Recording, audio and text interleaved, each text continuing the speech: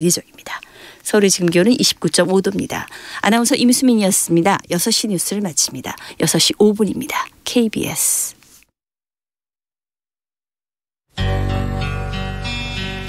지극 정성을 다하는 국민의 방송 KBS 김용민 라이브. 이 프로그램은 여러분의 소중한 수신료로 만들어지고 있습니다. 김용민 라이브 2부 문을 열었습니다. 월요일 윤석열 검찰총장 후보자 청문회를 앞두고 있습니다. 검찰 전문가지요. 검찰 취재도 많이 했고 보도에 불만을 품은 사람으로부터 고소고발을 많이 당해서 검찰에서 조사도 많이 받았던 주진우 기자 오늘 초대했습니다. 어서 오십시오. 안녕하십니까. 네. 검찰 조사는 제가 전문가입니다. 예. 제가 책도 썼습니다. 그렇습니다. TBS 김호준의 뉴스공장과 KBS 1라디오 김용민 라이브 어떤 방송이 더? 김용민 라이브죠. 저는 뉴스공장 절대 듣지 않습니다. 훌륭한 방송을 오늘 또 출연해 주셨습니다. 네, 그렇습니다. 예, 감사합니다. 자, 월요일 윤석열 검찰총장 후보자 청문회 뜨거운 관심입니다. 자유한국당 법사위원들이 이제 윤석열 후보자를 상대로 청문회를 펼칠 텐데 또 뭐 다른 당 의원들도 있습니다만은 이분들의 공통점이 있어요. 네, 그렇죠. 네, 다 지금 검찰, 경찰 조사를 앞두고 있는. 패스트 트랙. 네. 패스트 트랙 처리 당시에 몸을 써가지고 물리력을 써가지고 회의를 저지했다 이런 혐의로 조사를 받게 됐는데. 네, 그분들이 지금 피고발인 신분이고 뭐 방탄국회 뭐 이런 거 뭐 그 경찰 조사에 응하지 않겠다고 오늘 벌써 4명이 얘기했고 예. 앞으로도 응하지 않겠다고 이렇게 얘기하는데 네. 사실 경찰 조사나 검찰 조사가 별로 필요 없습니다. 그 국회에는요 네. CCTV가 너무 많이 있어가지고요. 그 영화처럼 영화의 장면처럼 그리고 VAR이라고 지금 축구에서 계속해서 업사이드 판정하고 골 판정할 때 이렇게 그렇죠. 카메라를 보지 않습니까? 예. 그렇게 자세하게 지금 경찰이 들여다보고 있어요. 네. 검찰이 들여다보고 있어요. 사실상 조사가 별로 필요하지 않습니다. 그분들이 안 나와도 뭐 혐의 네. 특정이 가능하다. 그렇습니까? 지금 피고발인이라고 말은 하는데 거의 피고인 수준이고 그리고 사법 처리를 앞두고 있는 사람들 수준입니다. 네. 근데 그분들께서 이게 범죄 혐의자가 지금 그 자기를 조사하는 검사의 수장을 지금 청문회에 세우겠다고 하고 있습니다. 도둑이 경찰을 지금 잡겠다고 지금 훈계하는 그런 형상입니다. 네, 그렇게 지적하는 시각도 있더라고요. 자, 윤석열 검찰총장 후보자. 그런데 벌써부터 이 윤석열 청문회가 아니라 황교안 청문회가 되는 것 아닌가 하는 그런 정치권 일각의 시각이 있더라고요. 황교안 대표가 네. 총리를 지내셨고요. 박근혜 정권에서 총리를 지내셨고 법무부 장관을 지내셨지 않습니까? 예. 이분이 검사 때도 수사를 많이 하셨어요. 대표적인 공안 사건인데 네네. 김현희 칼기 폭파 사건도 하셨고요. 임수경 씨 평양 축전했을 때 그 네. 사건 그다음에 전민영 간부 국보법 그다음에 김대중 대통령 비서 국보법 조계종 총무원장 폭력 사건 그리고 옛 안기부 엑스파일 국정원 도청 사건 이런 주옥 같은 사건을 많이 했습니다. 주요 공안 사건에 황교안 대표의 손때가 묻어 있다. 그리고 저 박근혜 2인자로서 필연적으로 그 정권의 입맛에 맞는데 계속 이렇게 등장해요.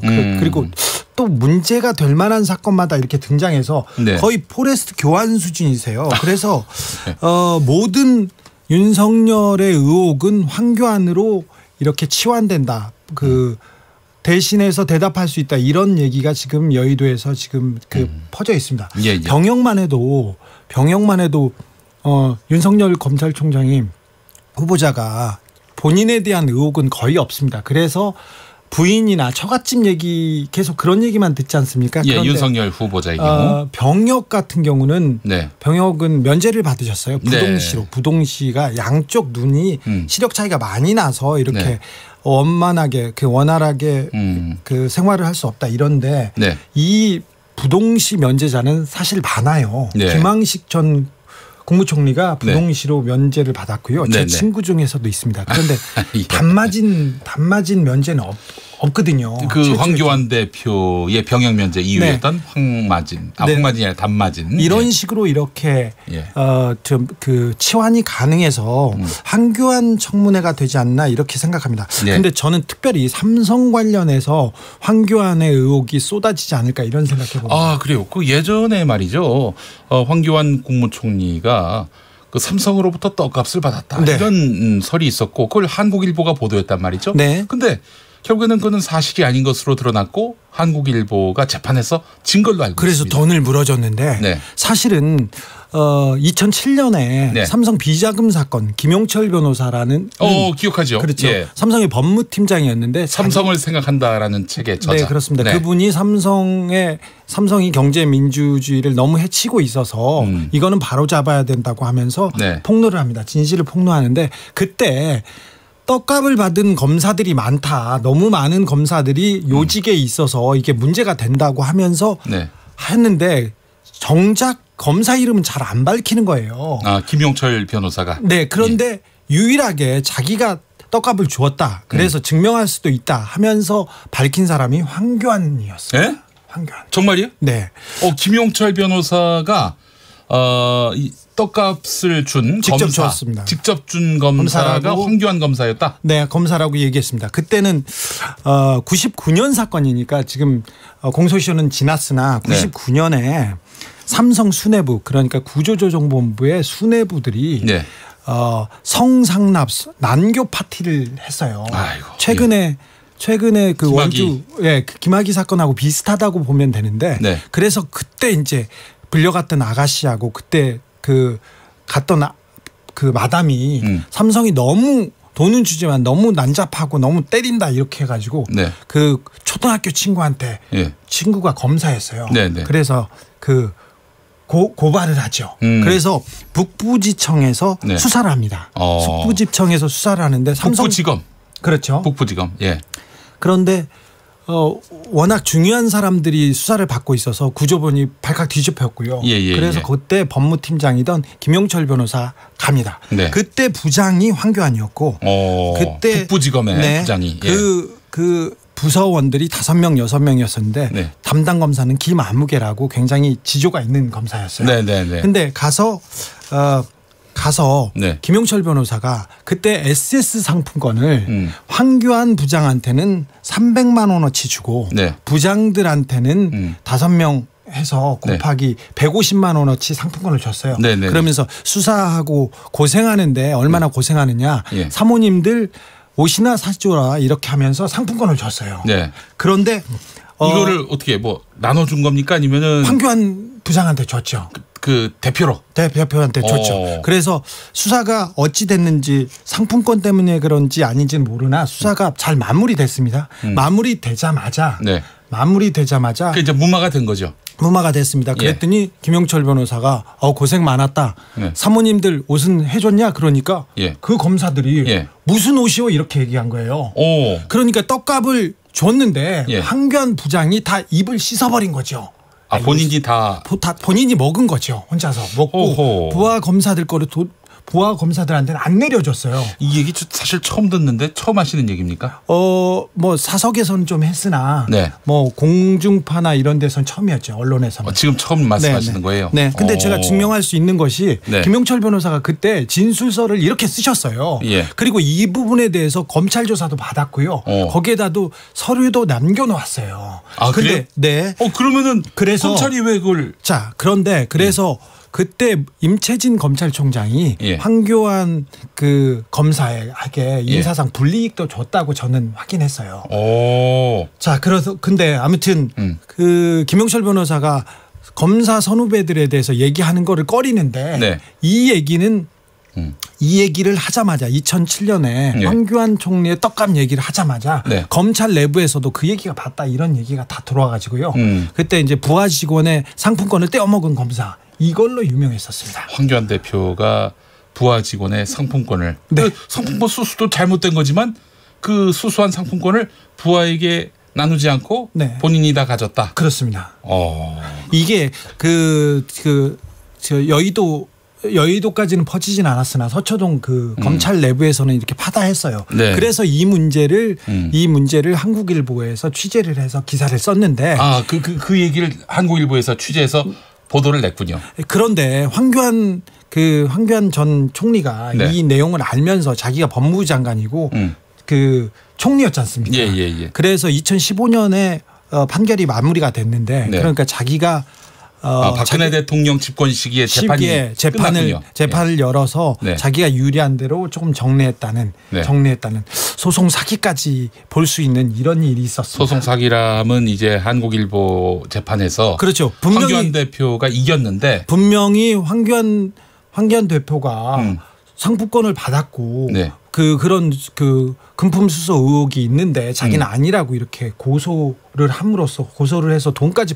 받아냄으로써 네. 자기 의혹을 덮으려고 했던 거죠. 야, 이게 만약에 사실이라면은 청문회 때 이게 핵심 이슈가 되겠네요. 이게 사실입니다. 김영철 변호사가 다른 떡값 검사 얘기는 극도로 말을 아꼈어요. 다른 검사 얘기는. 그런데 황교안만은 자기가 직접 줬다면서 얘기를 했습니다. 진술서를 분명히 만들고 허허. 그때 검찰에서 조사를 했습니다. 그때 검찰에서 조사했던 사람이 삼성 비자금 사건 때 네. 그 김영철 변호사의 그 의혹을 수사했던 검사가 한 명 있습니다. 그래서 네. 다른 검사들은 삼성이니까 수사도 안 하고 다 도망가고 그랬는데 예. 그때 이건희 회장의 비자금을 2조가량 찾고 혼자 열심히 수사하던 검사가 있었고 이 김용철 변호사의 진술을 받아 적던 검사가 있는데 네. 그 검사가 예. 윤석열입니다. 그래요? 네.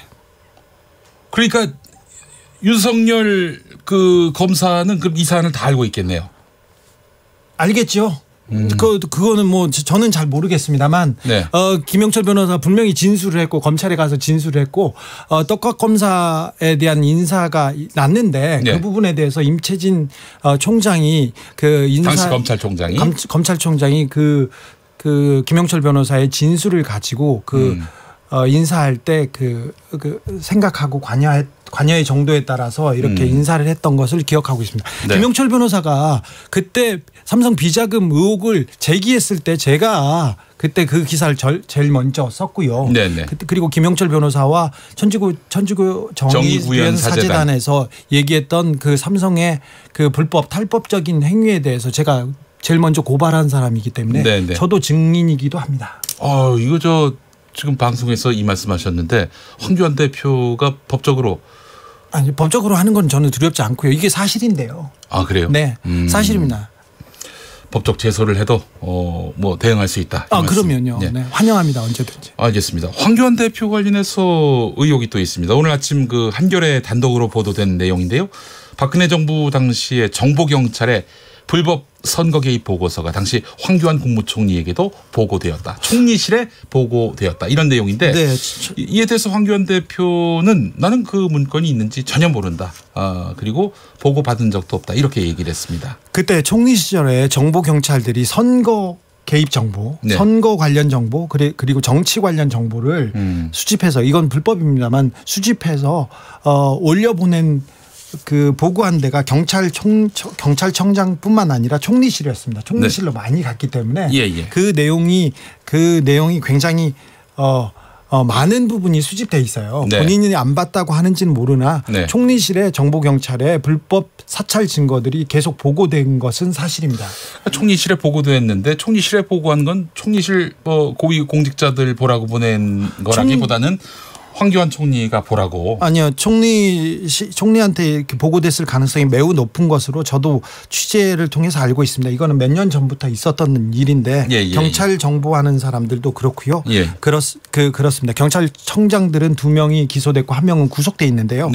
이 내용이 파일이 까지지 않아서 죄송합니다. 파일이 드러나지 않아서. 제가 KBS까지 와가지고 죄송합니다. 그런데 드러나지 않아서 그렇지만 그 정보의 끝은 황교안이 아닌가 이렇게 보고 있습니다. 네. 그때 정보 경찰들이 선거판에서 개입하고 활동했습니다. 캠프에 들어가서 활동도 했었는데 2016년 총선 당시. 네. 그 전에는 또 나경원 서울시장 후보의 캠프에 들어가서 활동했던 2011년 10월에 있었던 서울시장 그러니까 재보선. 지속적으로 정보 경찰들이 그 자유한국당 전신인 새누리당과 한국당을 네. 신한국당을 위해서 활동했던 정보들은 무수히 있습니다. 네. 이 부분은 뭐 수사를 통해서 이렇게 또 밝혀질 것으로 보이고요. 네네. 또 황교안 총리는 특검을 연장을 불허했지 않습니까? 그렇죠. 당사자였죠. 2016년 2월에. 네. 예. 그래서 박근혜 2017년 2월입니다. 죄송합니다. 예. 박근혜 최순실의 수사를 막은 사람이고요. 네. 세월호 기소 방해 이런 의혹도 있습니다. 네. LCT 때 LCT를 허가해 줘서 막대한 돈을 벌게 했다 이런 의혹도 있고요. 사법농단 강제징용 사건에서 법무부 장관으로 그 양승태 대법원과 청와대의 뜻에 맞춰서 이 재판을 미뤄야 된다. 재판을 하면 안 된다. 어떤 특정한 의도로 특정한 쪽으로 이렇게 재판을 만들어야 된다. 이런 회의에 직접 참여한 사람입니다. 네. 그래서 너무 의혹이 많아요. 거기다가 네. 윤석열에 대한 징계가 한 번 있었습니다. 윤석열이 징계를 한 번 받은 적이 있는데 네네. 윤석열 총장 후보자가 징계를 한 번 받은 게 뭐였냐면 국정원 댓글 수사를 하다가 위에서 수사 외압이 들어오니까 그 외압에 굴하지 않고 그냥 수사를 열심히 했어요. 네네. 그래서 징계를 받은 게 1개월일 징계가 있는데 네. 이 징계 말고는 다른 징계가 없어요. 네네. 그러면서 박근혜 정권 때 계속해서 사찰을 당한 의혹도 있고 계속 탄압당한 의혹이 있기 때문에 윤석열 후보자. 네, 윤석열 후보자하고는 필연적으로 네. 지금 대척점에 있는 황교안 대표의 이름이 계속 불려질 수밖에 없습니다.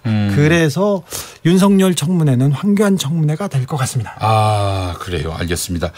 저 황교안 대표와 관련해서 그러면은 월요일에 있을 그 청문회 때 민주당 의원들이 물어볼 수 있겠네요. 그 황교안 대표가 북부지검 부장검사로 있을 때 삼성 떡값을 받은 그런 내용을 알고 있느냐 이렇게 물어볼 수 있겠네요. 그렇게 직접적으로 이렇게 의원들한테 지시하는 것처럼 보이잖아요. 아니 그 지금 관심사가 될 텐데요. 네네. 예. 월요일 날 관심사가 될 만한 사안입니다. 그래요. 포인트를 하나 짚어주셨습니다. 그래요. 요즘 또 강제징용 건과 관련해서 네. 지금 일본하고 사실상 외교적 대립, 네. 또 경제적 대립. 한일 관계가 굉장히 안 좋은데 지금 상당히 안 좋습니다. 실제. 그런데 박근혜 정부 때 너무 말이 안 되는 약속들을 해놔서 그리고 법을 어겨가면서 그르쳐놓은 조약들과 일본 간의 관계들 때문에 지금 이걸 수습하기 위해서 굉장히 어려워진 거죠. 그렇죠. 네. 예. 그때 박근혜 정권 때 한일 관계를 엉클어 놨죠. 네. 아예 엉망으로 만들어놔서 지금 수습하는 단계입니다. 어렵더라도. 예.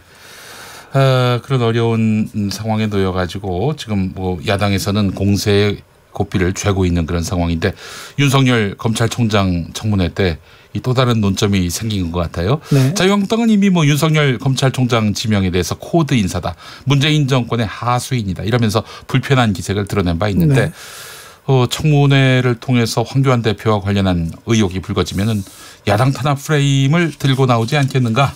또 여당 쪽에서 또 이렇게 보더라고요. 언제나 반대를 위한 반대가 앞서지 않느냐 이런 지적도 있는데 야당이 여당 공격하고 청와대를 공격하는 거는 어제 오늘 일이 아니어서 계속 되리라고 보는데 이번에는 좀 상황이 다른 게 아까 말했던 법사위원들이 그리고 청문회에서 나서는 의원들이 다 피고인이 될 사람들이에요.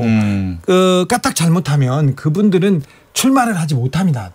총선에. 그렇기 때문에 이분들이 똑바로 이렇게 질문을 할 수 있을지 사실 여러 의혹을 밝혀주기도 해야 되거든요. 국민의 편에 서서. 근데 그러기보다는 자기 앞가림하기 되게 어려울 것 같아요. 아까 말했듯이 주광도 의원을 비롯해서 다른 의원들이 경찰과 검찰에 어떤 수사관이 내 수사를 하니 어떤 자료를 가지고 있니 어떤 정보를 가지고 있니 그 내용을 비밀리에 달라고 했다는 거 아닙니까?